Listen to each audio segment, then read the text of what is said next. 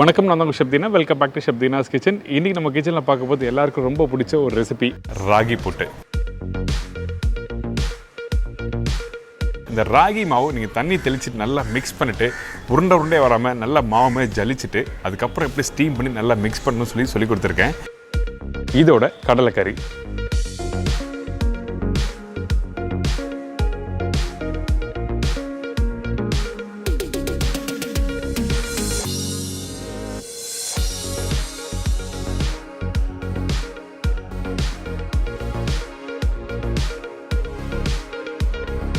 தின்னாக இருக்கும். ஆக்சுவலாக கேரளாவில் பார்த்தீங்கன்னா கடலைக்கறி அந்த தின் ப்ரிப்பரேஷன் நம்ம வீட்டில் பண்ணலாம், அந்தளவுக்கு நிறைய பேர் பிடிக்காது. நம்ம டேஸ்ட்டுக்கு ஏற்ற மாதிரி இன்றைக்கி இந்த கடலைக்கறி எப்படி பண்ணுறது பார்க்க போகிறோம்.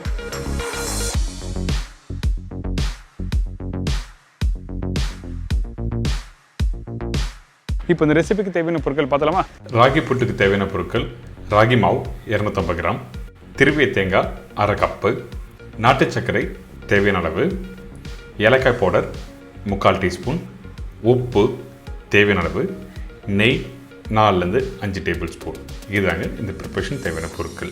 இன்றைக்கி நம்ம சேனலில் ராகி புட்டு எப்படி பண்ணுறது பார்க்க போகிறோம். இந்த ராகி புட்டு பண்ணுறதுக்கு முன்னாடி நீங்கள் ஃபஸ்ட்டு செக் பண்ணது நல்ல குவாலிட்டியான ராகியை வாங்கி யூஸ் பண்ணணும். ரெடிமேட் ராகி மாவு வாங்கி யூஸ் பண்ண வேண்டாம், இல்லாதவங்க அப்படி பண்ணலாம். ஆனால் என்னோடய சஜஷன் முழு ராகி வாங்கி நல்லா வாஷ் பண்ணி காய விட்டு மாவு மிஷினில் அரைச்சி அப்புறம் யூஸ் பண்ணினா உங்களுக்கு நல்ல குவான்டிட்டி அதிகமாக இருக்கும், அதே டைமில் நல்ல குவாலிட்டியும் கிடைக்கும். ஏன் கேட்டோன்னா இந்த முழு ராகி நீங்கள் வாங்கும் போது 30 ரூபா தான் காஸ்ட்டு, மாவு மிஷின் அரைக்கிறதுக்கு ஒரு 10 ரூபா, 40 ரூபாலேயே நல்ல குவான்டிட்டி நிறைய குவான்டிட்டி கிடச்சிரும். நீங்கள் இதே மாவு வாங்கினா 1 கிலோ மாவு 80, 90 அப்படி சொல்லி காஸ்ட் இருக்குது. ஸோ அதனால தான் சொல்கிறேன், முழு ராகி வாங்கி நீங்கள் அரைச்சி யூஸ் பண்ணால் நல்ல புட்டும் கிடைக்கும், நல்ல குவாலிட்டியும் கிடைக்கும். அடுத்தது இந்த ராகி மாவில் உப்பு தண்ணியை போட்டு நல்லா மிக்ஸ் பண்ணிவிட்டு குக் பண்ண போகிறோம். அதுக்கு ஒரு பவுலில் உப்பு போடுங்க, அதுக்கப்புறம் தண்ணி ஊற்றி நல்லா மிக்ஸ் பண்ணுங்கள். அந்த சால்ட்டும் தண்ணியை நல்லா மிக்ஸ் பண்ணி முடித்த பிறகு நம்மக்கிட்ட இருக்க இந்த ராகி மாவில் கொஞ்சமாக தண்ணி தெளித்து மிக்ஸ் பண்ண போகிறோம். அதனால தான் கொஞ்சம் பெரிய பவுலில் ராகி மாவு போட்ட பிறகு இந்த மாதிரி தண்ணி தெளிக்கிறோம். இந்த தண்ணி தெளிக்கும் போது அதிகமான தண்ணியாக இருந்தாலும் புட்டு நல்லா வராது. அதே டைமில் மாவு மிக்ஸ் பண்ணும்போது கம்மியான தண்ணி இருந்தால் உங்களுக்கு புட்டு நல்லா வேகாது. அதாவது ஈரப்பதம் கண்டிப்பாக இருக்குன்னு சொல்கிறேன்.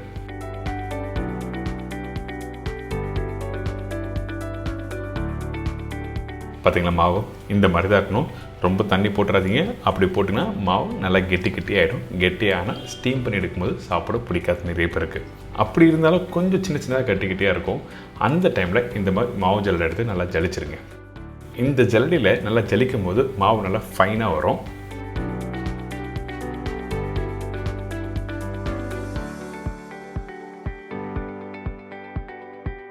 பார்த்தீங்களா, மேலே கொஞ்சம் கெட்டிகிட்டே இருக்கா, இதை திருப்பி நீங்கள் நல்லா ஜலிச்சிங்கன்னா இந்த மாதிரி ஃபைன் பவுடர் ரெடி ஆகிடும்.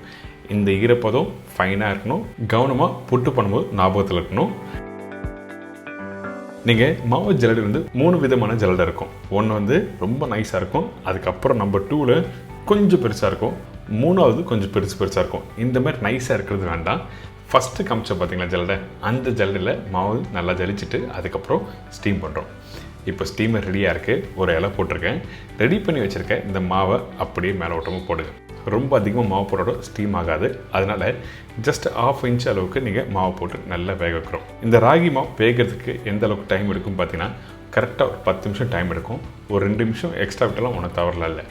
இப்போது இந்த புட்டு ரெடி ஆகிடுச்சு. பார்த்தீங்களா, இந்த ராகி மாவு ஈரத்தோடு உங்களுக்கு காமிக்கிறேன், எந்த அளவுக்கு சூப்பராக இருக்குது பாருங்கள். இந்த மாதிரி தான் கரெக்டாக இருக்கணும். நீங்கள் எடுக்கும்போது புட்டு மாதிரி வரும். இந்த மாவை அப்படியே எடுத்து நம்மக்கிட்ட இருக்க இந்த தேங்காய், வெல்லம், நெய் இதெல்லாம் போட்டு மிக்ஸ் பண்ணால் அருமையான புட்டு ரெடி. இந்த தேங்காய் யூஸ் பண்ணுவோம், நல்லா பிஞ்சான தேங்காவை எடுத்து நல்லா திருவி அப்புறம் போடுங்க. முத்தின தேங்காய் போட்டால் கூட உங்களுக்கு அந்தளவுக்கு டேஸ்ட் எடுத்து கொடுக்காது. அதனால் தேங்காய் நல்லா பிஞ்சான தேங்காய் திருவிட்டு அதுக்கப்புறம் நாட்டு சர்க்கரை, நெய் போட்டிருக்கேன், ஏலக்காய் போட்டிருக்கேன். நல்லா மிக்ஸ் பண்ணிவிட்டு சுட புட்டு மார்னிங் பிரேக்ஃபாஸ்ட்டில் கொடுங்க. நல்ல ஹெவியான பிரேக்ஃபாஸ்ட், அதே டைமில் ஹெல்த்தியான பிரேக்ஃபாஸ்ட்.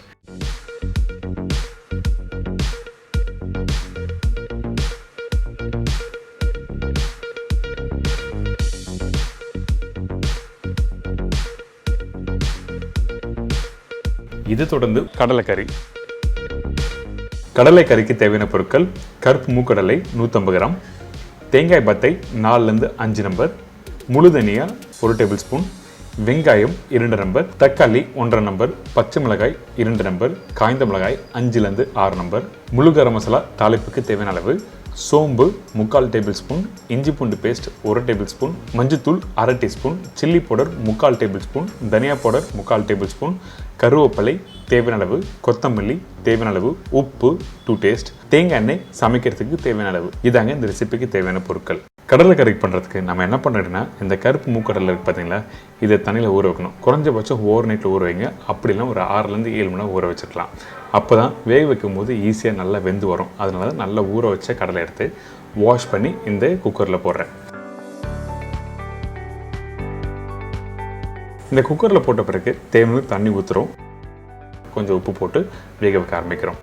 கரெக்டாக ஒரு 4லேருந்து 5 விசில் விடலாம். உங்களுக்கு நல்லா குக் பண்ணுச்சுன்னா இன்னும் 2 விசில் விட்டுடலாம். சரிங்களா? இப்போ ரெடி ஆயிடுச்சு. இப்போ பார்த்தீங்களா, இந்த மூக்கடலை வந்து நல்லா வெந்திருக்கு. அதாவது இந்த கருப்பு மூக்கடலை.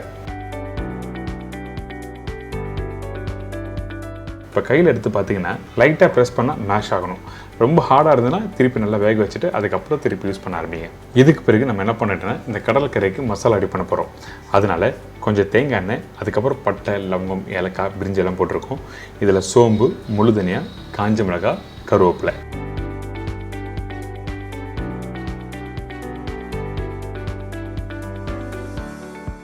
இதெல்லாம் போட்ட பிறகு நம்ம என்ன பண்ணுறோம், தேங்காய் போட போகிறோம்.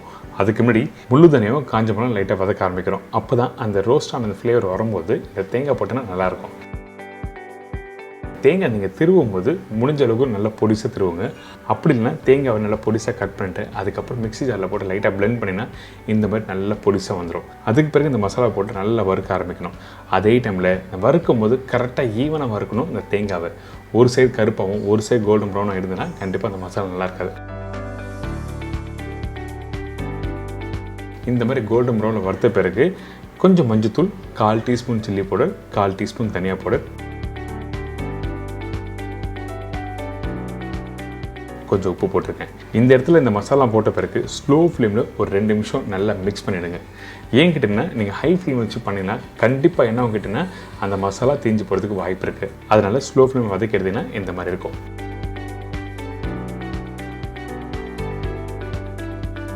இதுக்கு பிறகு இதை அரைக்க போகிறோம். இதை அரைக்கிற பக்குவம் என்ன கேட்டிங்கன்னா, கரெக்டாக ஒரு 90%, கொஞ்சோண்டு குறைன்னு இருக்கணும். குருமா, கடலைக்கறிலாம் ஒரே மாதிரி அரைக்கணும். அதனால தான் 90% அளவுக்கு நான் சொல்லியிருக்கேன்.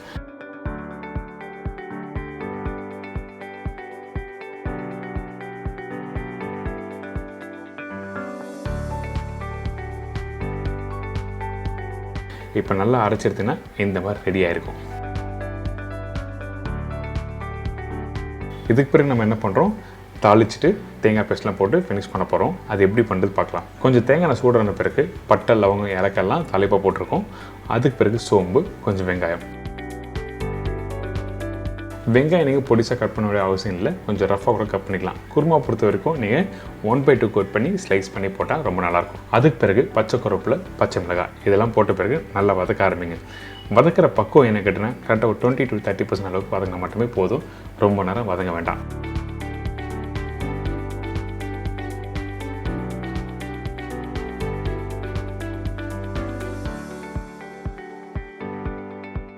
இந்த மாதிரி கரெக்டாக வதக்கிடணும். இதுக்கு பிறகு நம்ம என்ன பண்ணுறோம், இஞ்சி பூண்டு பேஸ்ட். இந்த இஞ்சி பூண்டு பேஸ்ட் போடும்போது இந்த மாதிரி ரெசிபிக்கு எந்த அளவுக்கு பூண்டு எந்த அளவுக்கு இஞ்சி கிட்டினா ரெண்டுமே ஒரே அளவில் போட்டுக்கணும். அதாவது இஞ்சும் பூண்டும் ரெண்டுமே ஒரே அளவில் அரைச்சி போட்டிங்கன்னா உங்களுக்கு நல்லாயிருக்கும், வாசனை நல்லா கொடுக்கும். அதனால தான் இஞ்சி பூண்டு ரேஷியோ கரெக்டாக சொல்லியிருக்கேன். இப்போ இந்த வெங்காயம் இஞ்சி பூண்டு பேஸ்ட் வதக்கி முடித்த பிறகு தக்காளி போடுறேன். இந்த இடத்துல தக்காளி கொஞ்சம் கம்மியாக தான் போட்டிருப்பேன். அதே டைமில் தக்காளி போட்ட பிறகு வதக்கலை, மசாலா போட்டு எல்லாத்தையும் மிக்ஸ் பண்ணி அதுக்கப்புறம் தான் குக் பண்ணுறோம். பாருங்கள் எப்படி ஸ்டெப் பை ஸ்டெப்பாக பண்ணுறேன்னு. இப்போ மஞ்சத்தூள் போட்டிருக்கேன், 1/2 table spoon chilli powder, 1/2 table spoon தனியா பவுடர், மீதி 1/4 டீஸ்பூன் சில்லி பவுடர், 1/4 டீஸ்பூன் தனியா பவுடர் அந்த மசாலா வதக்கும் போது யூஸ் பண்ணியிருக்கேன். ஸோ அதனால் கரெக்டாக நீங்கள் பேலன்ஸ் பண்ணிக்கோங்க. சரிங்களா? இந்த மசாலா போட்ட பிறகு திருப்பி அந்த வெங்காயம் தக்காளோட நல்லா மிக்ஸ் பண்ணி வதக்குங்க. வதக்கி முடித்த பிறகு கொஞ்சோண்டு தண்ணி ஊற்றுறோம். தண்ணி ஊற்றி கொதிக்க விடுங்க.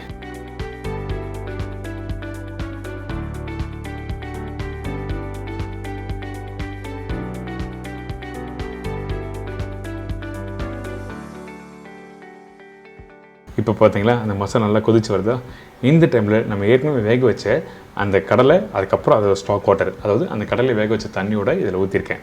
தண்ணி எல்லாத்தையும் ஊற்றல, வேணும்னா அப்புறம் ஊற்றிக்கலாம்னு சொல்லிட்டு கொஞ்சம் தனியாக எடுத்து வச்சுருக்கேன். இப்போ அந்த கருப்பு மூக்கலை போட்டிருக்கோம்ல, போட்ட போய் மூடி போட்டு நல்லா கொதிக்கிட்டுன்னு சொல்லிவிடுங்க. அந்த மசாலா பச்சை வாசனை நல்லா போகட்டும்.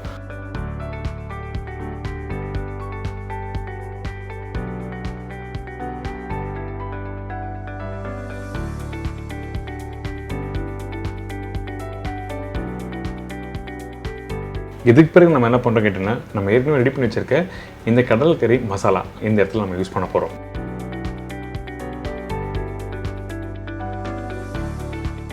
இந்த மசாலா போட்ட பிறகு அந்த கருப்பு மூக்கல்ல அந்த வெங்காயம் தக்காளியும் நல்லா மிக்ஸ் பண்ணுங்கள். இந்த இடத்துல கொஞ்சம் கெட்டியாக இருந்ததுன்னா அந்த டைமில் நம்ம ஏற்கனவே பாயில் பண்ணி வச்சுருக்க அந்த கருப்பு மூக்கலோட ஸ்டாக் வாட்டர் இதில் யூஸ் பண்ணலாம்.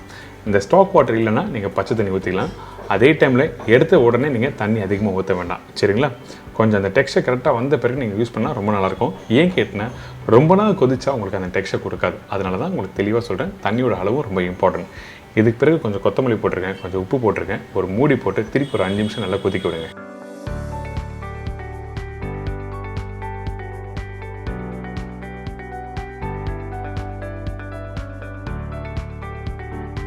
இப்போ கடலைக்கறி ஆல்மோஸ்ட் ரெடி ஆகிடுச்சு. பார்த்தீங்களா, சூப்பராக ரெடியாக இருக்குது. இதே கேரளாவில் பார்த்தீங்கன்னா இந்த கடலைக்கறி கொஞ்சம் தின்னாக கொடுப்பாங்க. ஆனால் அந்த மாதிரி தண்ணியாக வச்சு நம்ம வீட்டில் சாப்பிட்டா பிடிக்காது. அதனால் கொஞ்சம் லைட்டாக திக்காக கொடுத்துருக்கேன். இப்போ ஃபைனலாக நான் என்ன பண்ணியிருக்கேன்னா, கொஞ்சம் தேங்காய் எண்ணெய், அதுக்கப்புறம் கொத்தமல்லி போட்டு நல்லா மிக்ஸ் பண்ணி எடுத்து சர்வ் பண்ணால் ஒரு அருமையான கடலைக்கறி ரெடி.